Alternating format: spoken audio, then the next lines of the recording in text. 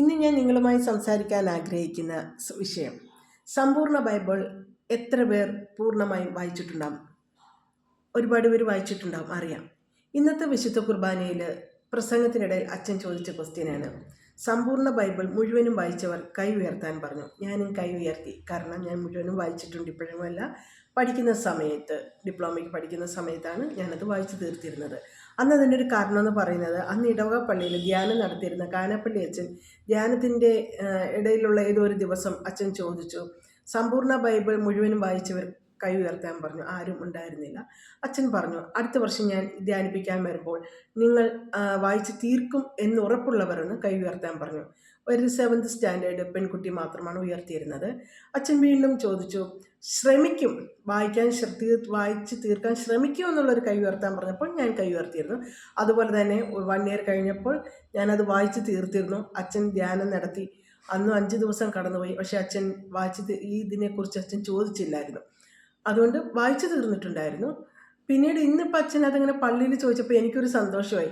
ഞാനിത് പലപ്പോഴും ആഗ്രഹിക്കുക, എവിടെയെങ്കിലും ധ്യാനമൊക്കെ കൂടുന്ന സമയത്ത് അച്ഛനൊന്ന് ചോദിച്ചാൽ, ഏത് അച്ഛനാണെങ്കിലും ചോദിച്ചാലും ഒന്ന് കൈ ഉയർത്താൻ പറ്റുമല്ലോ സമ്പൂർണ്ണ ബൈബിൾ മുഴുവൻ വായിച്ചു. ഇപ്പം ഞാൻ ചെയ്തോണ്ട് ഡെയിലി പ്രെയർ കഴിയുമ്പം വായിക്കുന്ന ഭാഗം അതത്ര ഒരു ഇതിനായിട്ട് ഒരു ബുക്ക് വാങ്ങിച്ചിട്ടുണ്ട്. ബുക്കിൽ ആ വചനം എഴുതുക എന്നുള്ളത്. അതും എനിക്ക് കുറേ നാൾ, ഞാൻ ശരിക്കും പറഞ്ഞ കോവിഡ് സമയത്താണെങ്കിൽ ഞാൻ വലിയൊരു ബുക്ക് വാങ്ങിച്ചിട്ടുണ്ട്. ഡെയിലി അച്ഛൻ്റെ സൺഡേയിലോ ഡെയിലി കുർബാനയൊക്കെ കൊള്ളുമായിരുന്നു. അപ്പോൾ അച്ഛൻ അവിടെ പറഞ്ഞ മെസ്സേജസൊക്കെ ആ ബുക്കിൽ നോട്ട് ചെയ്യും. ആ ഡേറ്റ് ഉൾപ്പെടെ ഞാൻ നോട്ട് ചെയ്യും. എന്നിട്ട് ആ മെസ്സേജസിൻ്റെ ഉള്ളടക്കം മനസ്സിലാക്കിയിട്ട് ചിലപ്പോൾ ഞാൻ അതിനെ അച്ഛൻ്റെ അനുവാദത്തോട് തന്നെ ആ പ്രസംഗത്തെ ഞാൻ യൂട്യൂബ് ആക്കാറുണ്ടായിരുന്നു. കാരണം അച്ഛന്മാർ തരുന്ന പ്രസംഗം എന്ന് പറയുന്നത് നമുക്ക് എപ്പോഴും ഈശോയോടുള്ള സ്നേഹം, ഓൾറെഡി നല്ല സ്നേഹമാണ്. ഈശോയോട് ഭയങ്കര എന്താ പറയുക, ചങ്കെന്നൊക്കെ പറയുന്ന പോലെ അത്രയ്ക്ക് സ്നേഹമാണ്. അച്ഛന്മാർ പറയുമ്പോൾ നമുക്ക് ഭയങ്കര ഒന്നുകൂടി സന്തോഷം കൂടുതലാണ്.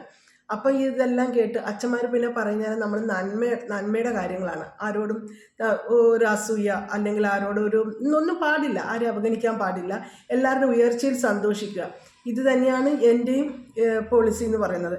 ഞാൻ എല്ലാവർക്കും പറഞ്ഞു കൊടുക്കുന്നത് ഇത് തന്നെയാണ്. നമ്മൾ ആരോടും അസൂയ പാടില്ല, ആരോടും തിന്മ പാടില്ല, എല്ലാവരെയും സ്നേഹിക്കുക, ആരെയും അവഗണിക്കരുത്, എല്ലാവരുടെ ഉയർച്ചയിൽ വളരെ സന്തോഷിക്കുക, ഒരാളുടെ നേട്ടങ്ങളിൽ സന്തോഷിക്കുക. ഇപ്പോൾ കോവിഡ് സമയത്താണെങ്കിലും അന്ന് ഞാൻ ഇവിടുത്തെ മിക്ക ഇടവക പള്ളിയിൽ അച്ഛന്മാരോട്ടൊക്കെ പ്രാർത്ഥനയെക്കുറിച്ചൊക്കെ സംസാരിക്കുമ്പോഴൊക്കെ അച്ഛന്മാർക്കാണ് പുതിയ കാര്യങ്ങൾ പഠിക്കുന്നുണ്ടായിരുന്നു. അപ്പോൾ ഒരു അച്ഛനാണെങ്കിൽ ടാലി പഠിക്കാൻ ശ്രമിക്കുന്നുണ്ട്. അപ്പം ഞാൻ ടാലിയെക്കുറിച്ചൊക്കെ അച്ഛന് പറഞ്ഞു കൊടുത്തു. അപ്പോൾ അങ്ങനെയൊക്കെയുള്ള നമ്മുടെ നന്മകളാണ് മൊത്തം പറയുന്നത്. കാരണം വെച്ചാൽ നമ്മുടെ ഉള്ളിലൊരു തിന്മ അല്ലെങ്കിൽ ഒരു അസൂയ മുള പൊട്ടിക്കഴിഞ്ഞാൽ മറ്റുള്ളവർ എന്ത് ഉയർച്ച ചെയ്താലും നമ്മൾക്ക് അവരോട് ജലസിയാണ്. എനിക്ക് ഈ അസൂയ, അതുപോലെ മറ്റൊരു അതിന് പര്യായമായ ഒരു വേർഡുണ്ട്, ആ വേർഡൊക്കെ ഉപയോഗിക്കാൻ തന്നെ താല്പര്യമില്ലാത്തതാണ്. കാരണം വെച്ചാൽ ദൈവത്തിനോട് ഞാൻ എപ്പോഴും നന്ദി പറയുന്നത്, ജനിച്ച് ഇന്ന് ഓർമ്മ വെച്ച നാൾ മുതൽ ഇന്ന് വരെ ആരോടും എനിക്ക് അസൂയ തോന്നിയിട്ടില്ല. അതിന് ഞാൻ അമ്മയ്ക്ക് നന്ദി പറയുന്നുണ്ട്. അമ്മ ആ രീതിയിൽ വളർത്തിയത് കൊണ്ടാണ്. ആരോടും അസൂയയില്ല, ഒന്നുമില്ല. എല്ലാവരോടും സന്തോഷമായിരിക്കാനും എല്ലാവർക്കും സന്തോഷം പകർന്നു കൊടുക്കാനും എല്ലാവരുടെയും പ്രശ്നങ്ങൾ കേൾക്കാനും അവർക്ക് ആവശ്യം എന്തെങ്കിലും പറഞ്ഞാൽ നമ്മൾക്ക് ചെയ്യാമായിരുന്നിട്ടും ചെയ്യാതിരിക്കുന്നത് ഏറ്റവും വലിയ തിന്മയെന്ന് വിശ്വസിക്കുന്ന കൂട്ടത്തിലാണ്. അങ്ങനെ സഹായിക്കാവുന്ന ഘട്ടത്തിൽ എന്നെക്കൊണ്ട് സഹായിക്കാവുന്നത്, മറ്റുള്ളവരെ കൊണ്ട് കണക്ട് ചെയ്ത് കൊടുക്കാവുന്നതൊക്കെ ചെയ്തുകൊണ്ടിരിക്കും. ഇതൊക്കെയാണ് നമ്മൾ ചെയ്യേണ്ട പുണ്യകർമ്മങ്ങൾ. അപ്പോൾ എപ്പോഴും എല്ലാവരും പരസ്പര സ്നേഹത്തിലായിരിക്കുക, പരസ്പര ഉയർച്ചയിൽ സന്തോഷിക്കുകയും അവരെ അപ്രിഷ്യേറ്റ് ചെയ്യുക. ചിലർക്കുണ്ട് അത് അപ്രിഷ്യേറ്റ് ചെയ്യാൻ ഭയങ്കര മടിയാണ്. ആ മടി എന്ന് പറയുന്നത്, അപ്രിഷ്യേറ്റ് ചെയ്യാത്തതെന്ന് പറയുന്നത് അത് അസൂയ വിത്താണെന്നാണ് ഞാൻ പറയുന്നത്. ആ അസൂയ വിത്തിന് ജലസിയാണ് ഞാൻ ഉപയോഗിക്കുന്ന വേർഡ്. എനിക്ക് അസൂയ ഞാൻ പറഞ്ഞില്ല, വേർഡ് തന്നെ ഇഷ്ടമല്ല. എന്നിരുന്നാലും ഞാൻ പറയുകയാണ്, ഇവിടെ ഇപ്പം ഈ അസൂയ എന്ന് പറഞ്ഞാലേ മനസ്സിലാവും എല്ലാവർക്കും.